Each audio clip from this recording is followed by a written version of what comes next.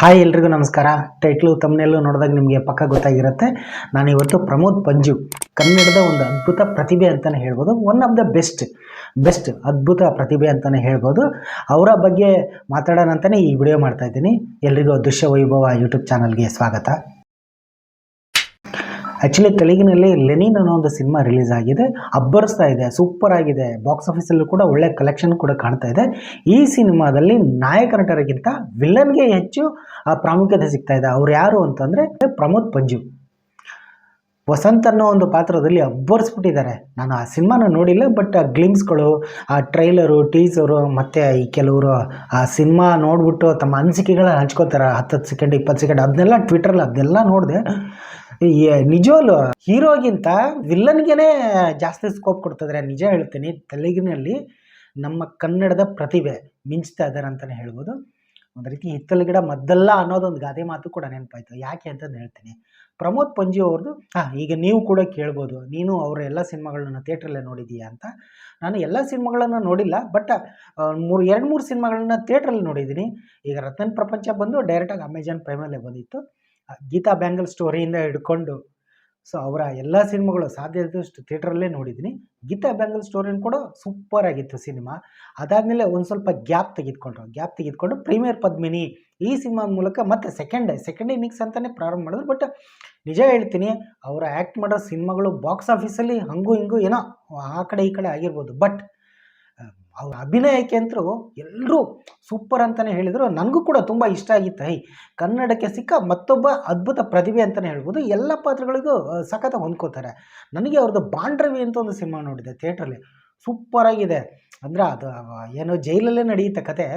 Second ಹಾಫಲ್ಲಿ ಅವನು ಮನಸ್ಸನ್ನು ಬದಲಾಯಿಸ್ಕೊಂಡು ಆ ನಾಯಕಿ ಕಾಜಲ್ ಅಂತಂದೇಳಿ ಹೊಸ ನಾಯಕಿ ಆಲ್ರೆಡಿ 2-3 ಸಿನಿಮಾಗಳನ್ನ ಮಾಡಿದ್ದಾರೆ. ಅವರ ಒಂದು ಲವ್ ಸ್ಟೋರಿಯ ಸೆಕೆಂಡ್ ಹಾಫಲ್ಲಿ ಟರ್ನ್ ಆಗಿ ಲಾಸ್ಟ್ ನನ್ನ ಮೈ ಜುಮ್ ಅನ್ನಿಸ್ಬಿಡ್ತು. ಇವತ್ತಿಗೂ ನೀವು ನೋಡಿ, ಯೂಟ್ಯೂಬಲ್ಲೂ ಕೂಡ ಅದು ಸಿನಿಮಾ ಇದೆ ಬಾಂಡ್ರವಿ. ಸೂಪರ್ ಕ್ಲೈಮ್ಯಾಕ್ಸ್ ಅಂತೂ ಚಿಂದಿ ಅಂತಲೇ ಹೇಳ್ಬೋದು. ಅಂಥ ಒಳ್ಳೆ ಪ್ರತಿಭೆ.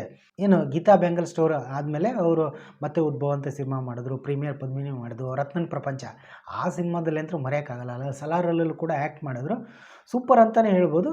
ಬಟ್ ಬೇಜಾರಿನ ಸಂಗತಿ ಏನಂತಂದರೆ ಕನ್ನಡದಲ್ಲಿ ಅವರಿಗೆ ಅವಕಾಶಗಳು ಸಿಗ್ತಿಲ್ವೋ, ಅಥವಾ ಸಿಕ್ಕಂಥ ಅವಕಾಶಗಳು ಅವ್ರಿಗೆ ಕರೆಕ್ಟಾಗಿ ಆಗ್ತಿಲ್ವೋ, ಅಥವಾ ನಿರ್ದೇಶಕರು ಅವ್ರಿಗೆ ಅಂತಲೇ ಕತೆ ಬರೀತಾ ಇಲ್ವೋ ಏನೋ.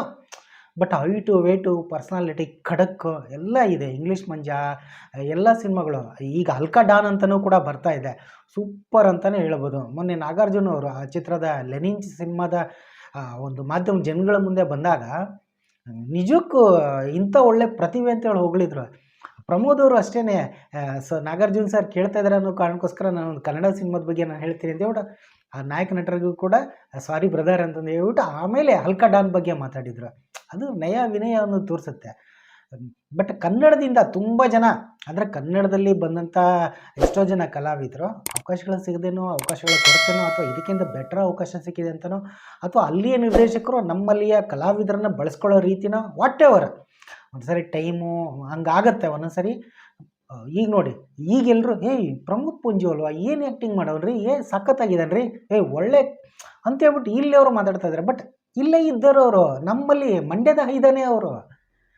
ಯಾಕೆ ಈ ಥರ ಒಂದು ನನಗೆ ಅದೊಂಥರ ಬೇಜಾರಾಗೋದು ಅದೇನೆ. ಅಂದರೆ ಅವ್ರಿಗೊಂದು ಪ್ರತಿಭೆ ಇರುತ್ತೆ, ಅವ್ರಿಗೊಂದು ವ್ಯಾಲ್ಯೂ, ಅದಂತ ಒಂದು ವ್ಯಾಲ್ಯೂ ಇರುತ್ತೆ. ಬಟ್ ಅವರು ಹೋಗಿ ಬೇರೆ ಕಡೆ ಅವರು ತಮ್ಮ ಪ್ರತಿಭಾ ಪ್ರದರ್ಶನ ಮಾಡಿದಾಗ ಇವ್ರು ನಮ್ಮ ಕನ್ನಡದವರಲ್ಲ ಅಂತ ಇದೊಂದು ಸ್ವಲ್ಪ ಎಲ್ಲೋ ಒಂದೊಂದ್ಸರಿ ಟೈಮು ಹಂಗಾಗತ್ತೆ. ಯಾಕಂದರೆ ಅವ್ರು ಆ್ಯಕ್ಟ್ ಮಾಡೋ ಸಿನಿಮಾಗಳು ಕೂಡ ಅಷ್ಟೊಂದು ಇದು ಆಗಿಲ್ದಿದ್ರು. ಬಟ್ ನೋಡಿ, ರತ್ನನ್ ಪ್ರಪಂಚ ಸೂಪರ್ ಆಗಿತ್ತು ಸಿನಿಮಾ. ಡಾಲಿ ಧನಂಜಯ ಅವರಿಗೆ ಎಷ್ಟು ಸ್ಕೋಪ್ ಇತ್ತು, ಪ್ರಮೋದ್ ಪಂಜು ಅವರ ನಟನೆಗೂ ಕೂಡ ಅಷ್ಟೇ ಸ್ಕೋಪ್ ಇತ್ತು. ಅವರ ಸಿನಿಮಾ ಅದು ಥಿಯೇಟ್ರಲ್ಲಿ ತೆರೆ ಕಾಣದೇ ಇರ್ಬೋದು, ಬಟ್ ಅಮೆಜಾನಲ್ಲಿ ನೋಡಿದ್ರು, ಅಮೆಜಾನ್ ಪ್ರೈಮಲ್ಲಿ ಇವಾಗೂ ಕೂಡ ಇದೆ ಅದು. ಅವರ ಪ್ರತಿಭೆಗೆ ಸೂಪರ್ ಅಂದರು. ಒಂದಿಷ್ಟು ಅವಕಾಶಗಳು ಸಿಗ್ಬೋದು ಅಂದರು, ಬಟ್ ಸ್ವಲ್ಪ ಗೆಲುವು ಸಿಗಬೇಕು ಅನ್ನೋದು ಅಷ್ಟೇ. ಬಟ್ ಈಗ ಭರ್ಜರಿ ಗೆಲುವು ಸಿಕ್ಕಿದೆ ತೆಲುಗು ನಾಡಿನಲ್ಲಿ, ಅಂದರೆ ತೆಲುಗು ಭಾಷೆಯ ಆಂಧ್ರ ಪ್ರದೇಶದಲ್ಲಿ ಆ ತೆಲುಗು ನಾಡಿನಲ್ಲಿ ಅವರು ಒಂದು ಮನೆ ಮಾತಾಗಿದ್ದಾರೆ ಅಂತಲೇ ಹೇಳ್ಬೋದು. ಸದ್ಯ ಸೋಷಿಯಲ್ ಮೀಡಿಯಾದಲ್ಲಿ ಪ್ರಮೋದ್ ಅಲಿಯಾಸ್ ವಸಂತ್ ಅವ್ರದ್ದೇ ಸದ್ದು ಅಂತಲೇ ಹೇಳ್ಬೋದು. ತೆಲುಗು ನಾಡಿನ ಜನಗಳು ಸೇರಿದಂತೆ ಕನ್ನಡ ನಾಡಿನ ಜನಗಳು ಕೂಡ ಅಷ್ಟೇ ಪ್ರೀತಿಯಿಂದ ಅವ್ರನ್ನ ಸ್ವಾಗತಿಸಿದ್ದಾರೆ.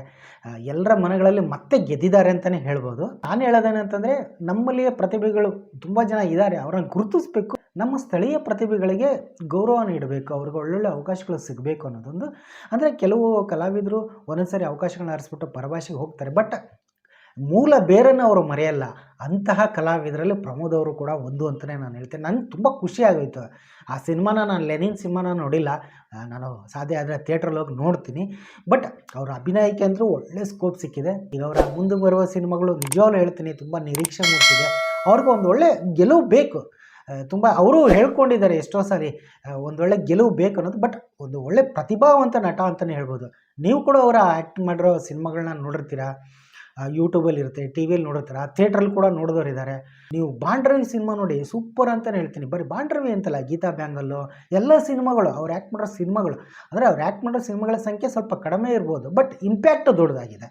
ಅವರ ಪಾತ್ರಕ್ಕೆ ಸಿಕ್ಕಂಥ ಸ್ಕೋಪು ಸೂಪರ್ ಅಂತಲೇ ಹೇಳ್ಬೋದು. ಬಟ್ ಎಲ್ಲೋ ಒಂದು ಕಡೆ ಯಾಕೆ ಈ ಥರ ಆಗ್ತಾ ಇದೆ, ಆ ದೇವರು ಕೂಡ ಪ್ರಕೃತಿನೂ ಕೂಡ ಸಾಥ್ ನೀಡಲಿ ಅಂತಲೇ ಒಂದು ಒಳ್ಳೆ ಸಿನಿಮಾ ಮೂಲಕ, ಒಂದು ಒಳ್ಳೆ ಏನಾದರೂ ಒಂದು ಒಳ್ಳೆ ಟೈಮ್ ಮೂಲಕ ಅವರೊಂದಿಷ್ಟು ಪ್ರತಿಭೆ ಅನಾವರಣಗೊಳ್ಳಬೇಕು ಅನ್ನೋದು ನನ್ನ ಒಂದು ಆಶಯ ಅಂತಲೂ ಕೂಡ ಹೇಳ್ತೀನಿ. ಸೊ ನೀವು ಯಾರ್ಯಾರು ಅವರ ಸಿನಿಮಾಗಳನ್ನ ನೋಡಿದ್ದೀರಾ, ನಿಮ್ಮ ಅನಿಸಿಕೆ ಅಭಿಪ್ರಾಯಗಳನ್ನ ಹಂಚ್ಕೊಳ್ಳಿ ಅಂತ ನಾನು ಕೇಳ್ಕೊತೀನಿ. ಧನ್ಯವಾದಗಳು.